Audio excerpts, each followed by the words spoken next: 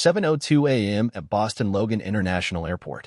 The kind of place where your shoes come off faster than your patience. Monday morning rush. TSA lines moving slower than molasses. Babies crying. Business travelers cursing under their breath. Coffee sloshing dangerously close to boarding passes. Amid the chaos, barely waist-high to the nearest adult, stood 6-year-old Harper Monroe. Calm. Focused. Radiating a kind of warmth you could bottle and sell as an anti-anxiety remedy. She wasn't clinging to her teacher's hand or bouncing around like the other students. She stood steady, holding a well-loved teddy bear, a worn thing with one eye missing, and a ribbon across its chest that read, "Number 1 Dad." Around her neck was a laminated pass, VIP access, family of staff. Harper belonged here. Her father worked at the airport. She wasn't a stranger to the terminals. This was her dad's domain, and she walked through it like a proud daughter. Her breath still smelled like cinnamon from the morning bun her mom baked and slipped into her backpack, alongside a handwritten note, "We love you, forever and always." She was part of Ms. Green's 4th grade class on a school field trip, a behind-the-scenes tour of the airport. The kids were buzzing, thrilled about the chance to see the control tower and meet real pilots. Ms. Green tried to maintain order, wore heels she instantly regretted. Then came the bark. Sharp, violent, out of place, like a gunshot in a lullaby. Harper turned her head slowly, unfazed, but the adults jolted. Phones came out. Heads turned. A German shepherd lunged forward, muscles tight, teeth flashing.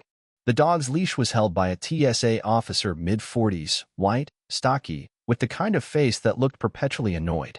He wore mirrored sunglasses inside, which already told you more than enough. "Hey, you. Stop right there," he barked, pointing straight at Harper like she was smuggling contraband. Harper blinked, confused, clutching her bear tighter. The officer hit his radio. Suspicious behavior. Minor. African-American female.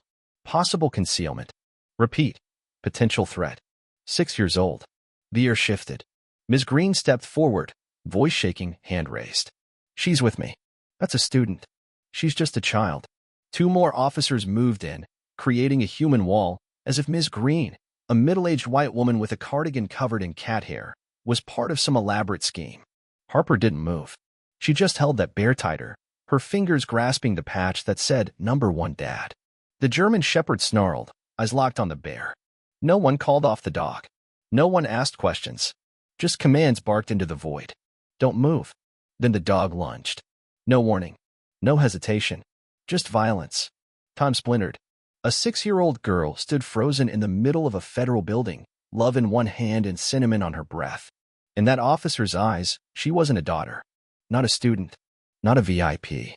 Just a threat, with the wrong skin tone. The dog clamped down on her shoulder. Screams split the air. Not just Harper's, but every child in her class. Chaos. Tears. Terror. Ms. Green dropped her clipboard and fell to her knees.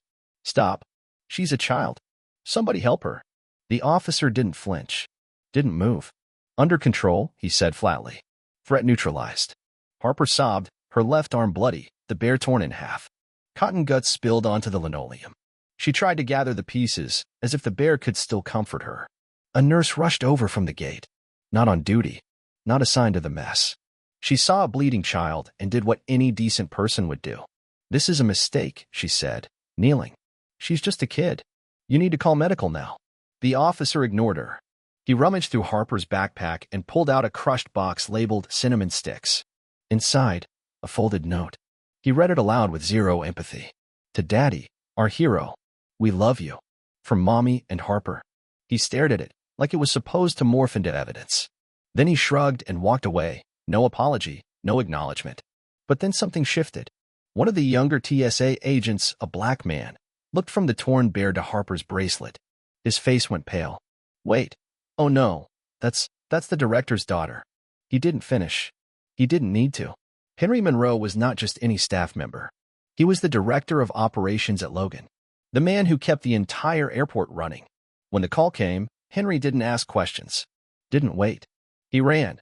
Through secured doors, down corridors he helped design, his shoes pounding like war drums. And there she was. Harper. Wrapped in a thermal blanket.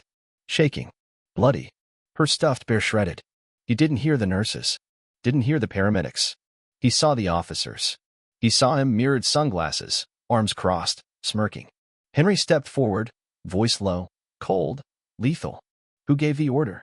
Protocol was followed, the officer replied. Her behavior was suspicious. And let's not pretend skin color makes someone immune to suspicion. The silence was heavier than concrete. Henry's fists clenched. Then he said it, sharp as a blade. Name. Now. The officer scoffed. Who are you to demand it?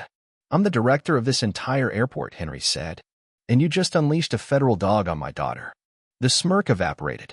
But Henry didn't blink. By 10:24 a.m., the airport looked normal. Flights still boarded. Coffee brewed. Luggage rolled. But behind the scenes, the system trembled. Footage leaked. A classmate had recorded the entire incident on his phone. Bark. Lunge. Scream. The bear dropping. The screams. The silence afterward. The video hit TikTok, Instagram, X, national news. People were furious. Not just angry, exhausted. Parents wept. Veterans raged. Hashtags spread like wildfire. Then came the surveillance footage, internal recordings from Logan's control room. They showed everything, the attack, the aftermath, and the officers whispering behind Harper. She looked suspicious. Well, she ain't white. Common black? She's hiding something. That audio shattered any defense. This wasn't training failure. It was systemic rot. Henry saw the footage. Paused. Rewound. Watch again. Then said nothing. But his staff saw his face. This is how they treat our babies, one old dispatcher whispered. All these years, and it's just dust. By noon, TSA held a press conference. Predictable. Hollow. We followed protocol. Race was not a factor. No one believed it. The image seared in the public's mind wasn't their statement, it was Harper. In tears. Her bear torn. Her innocence shattered. That night, Henry stayed late. Alone. No lights. Just the city and his fury. He opened the archives. 5 years' worth of internal TSA reports. He dug. Deep. He found 19 cases. 19 black children. Under 13. Mistreated at checkpoints.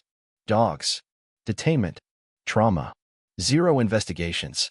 This wasn't rare. This was routine. The next morning, Henry stood before reporters. I'm not speaking as a director. I'm speaking as a father. He told the truth. The data. The rot. The faces behind the reports. No more reviews. We're ripping this out at the roots. And he meant it. The officer with the dog? Fired. Arrested. Multiple charges. The whispering officer? Found. Exposed. Gone. Henry brought in civil rights attorneys, data experts, and activists. They rebuilt screening protocols. Ended dog deployments near children. Prioritized transparency. 1 month later, Harper walked out of the hospital, her dad by her side. A scar on her arm. Her bear stitched up, with a new patch on its back. I'm not afraid anymore. And she meant it. Now, Logan Airport has a new tradition. Every school tour gets priority. Dogs are restricted. And in the terminal, near the flight display boards, there's a glass case. Inside, a photo of Harper. Smiling. Brave. Bear in hand. Etched in steel beneath it. Every child deserves safety. Every officer owes accountability. We remember. And they do. Because this wasn't just about one child. It was about what happens when someone finally says, enough. And 1 year later, on the anniversary of the incident, Harper took the stage at a youth summit on civil rights. Cameras rolled. Journalists watched. And in the front row, her father sat with eyes misty but proud. Harper stepped up to the microphone, taller, stronger, her voice clear. I was afraid once, she said. But not anymore. Not because they stopped trying to hurt us, but because now we fight back with truth. She held up her bear. Sewn across its back was a new message. Justice is my armor. And the room erupted, not just in applause, but in hope. Because Harper didn't just survive. She led. And from that day forward, her story wasn't a warning. It was a spark.